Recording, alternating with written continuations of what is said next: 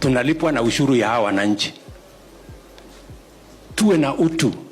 Tukiambiwa make a small contribution, ili huyu mtoto wa huyu mwananchi ambaye anatulipa mshahara yetu kupitia kwa ushuru ile analipa, hata na yeye mtoto yake apate ajira kwa mambo ya affordable housing, na yeye apate nafasi ya kupata nyumba ile affordable, na yeye pia alipe badala ya mortgage 17% akuja hapo 5%. Tungangane hapo sisi wote. Iko makosa hapo? Nasikia watu wengi wananiambia, wewe bwana president, sasa hii kazi ya nyumba hii nilikuwa naongea na walimu jana. Mwalimu ananiambia sasa mimi nini yangu ni 30,000. Sasa 3% ni shilingi 900. Hii 900 sasa hii ni pesa mingi sana.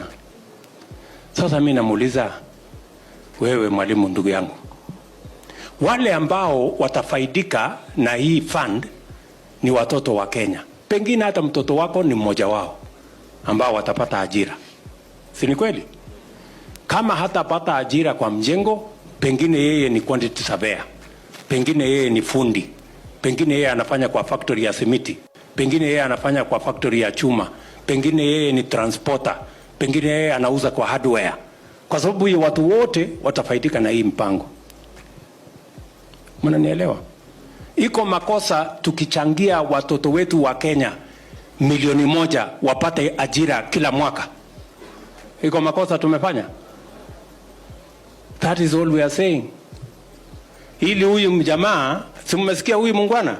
Huyu mungwana ni mtu wa jua kali. Huyu namjua. Saa hii ako na nyumba pale Park Road, mahali wadosi wanakaa, hata yeye ako hapo. Kwa sababu ile nyumba anaishi tumepunguza gharama ya kujenga. Nyumba ambayo ingetugharimu shilingi milioni 15, sasa hiyo nyumba inatugharimu shilingi milioni 3. We have brought it down. We have removed the cost of the land, we have removed the taxes, we have reduced the cost of the construction, so that we can have a country where all of us are equal. Na unajua mimi sitaki kuwa mtu muongo. Nilisema tutapanga ajira ya vijana wetu, na hiyo ndio mpango. Tupange ajira. Na nilikuwa na hawa watu wote, tulikuwa na wabunge hawa, si tulisema mheshimiwa tutapanga ajira ya watoto wetu. Sasa msiniruke. Tuko pamoja katika hii safari mpaka tupange ajira ya hawa watu wa Embu. Watu wa Embu tunaelewana? Tunaelewana? Ndio nasema tuwe na hii mpango ya housing, tuwe na mpango ya value addition agro processing, na hiyo ingine tuwe na mpango ya digital jobs, ili tuhakikisha kwamba tunapanga ajira ya vijana wa taifa letu la Kenya, because it is urgent for us to have a plan on how the millions of young people in Kenya have an opportunity to work for themselves, to work for their families, and to contribute their energy, their talent, and their expertise in driving the economy of our country. Sijui kama tumeelewana. Na niko tayari kujibu maswali. Yule mtu wako na maswali aniulize, because I am ready to answer. Karinda, si usemeko kitu. Thank you, Your Excellency. Your Excellency. We want our Kenyans to be homeowners, right? That is what we are trying to do. We want our people to be homeowners. You say they have different issues. Just enumerate one or two, if you allow me. I mean, first, some say, why would somebody be forced to pay the tax, yet they may not necessarily buy into the plan? That's where you're getting it wrong, because we are misleading people by telling them that it is a tax. It is not a tax. It is a saving.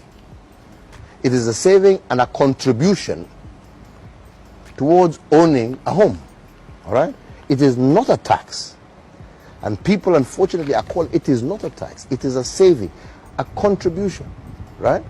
That ultimately, even if you don't get a house, right, that money goes back to the individual. Right. And that is why I talked about initially building and developing a culture of saving in society. All right? Okay? Right. So When we now are out there saying that we're taxing, it's like you're taking money away from people. That's not what we're doing, right? Okay. What we're doing is saying you're contributing, and ultimately your contribution is helping you become a homeowner. Fair enough. That is what we're doing. Right. So what do choice? Yeah. Sorry? It should be by you choice. You see, this is where we're saying, if you say by choice, right? We have had all these independent, and that's what I'm saying, you know, let's not go too far, all right? Let's not go too far, all right? I've just told you here, right? Gentlemen, we are living in a scenario where, as a country since independence, we have less than 500,000 mortgage holders. Less.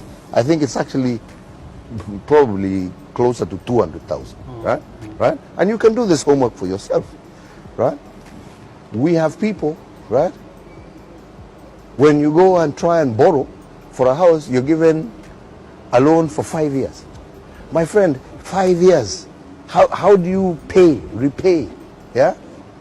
A loan for a house in 5 years, and this is what encourages all these corrupt practices. And that's why we're saying we have to build a system, right?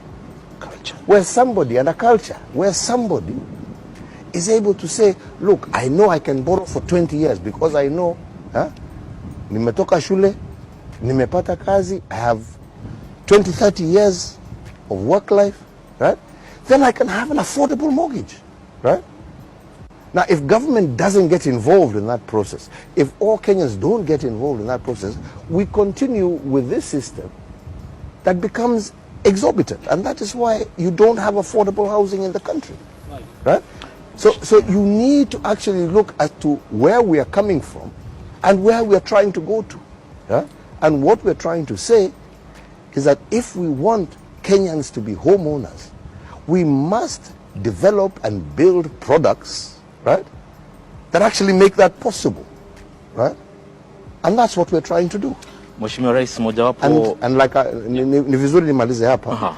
And that is why I'm saying we are not actually, even when people go to court, we're not forcing it, as you've seen. Yeah.